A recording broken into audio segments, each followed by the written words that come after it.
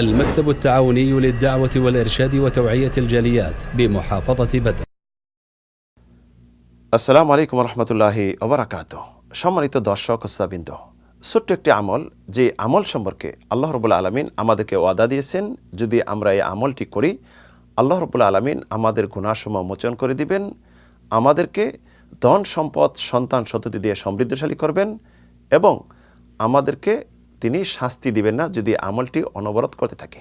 প্রিয় নবী সাল্লাল্লাহু আলাইহি সাল্লাম এই আমল সম্পর্কে বলছেন, যে ব্যক্তি এই আমলটি সর্বদা করবে আল্লাহ রাব্বুল আলামিন তার সব প্রকার টেনশন থেকে তাকে মুক্ত করবেন এবং তাকে বিপদ থেকে উদ্ধার করবেন, সংকীর্ণতা থেকে প্রশস্তি দান করবেন এবং তাকে আশানাতীত রিজিকের বন্দোবস্ত করে দিবেন। এই আমলটি হল ইস্তেগফার তথা আস্তাগফিরুল্লাহিল আযীম আল্লাযী লা ইলাহা ইল্লা হুয়া আল হাইয়্য আল কাইয়্যুম ওয়া আতুবু ইলাইহি, অথবা আমরা এই বাক্যে এটি পড়ব, আস্তাগফিরুল্লাহি ওয়া আতুবু ইলাইহি।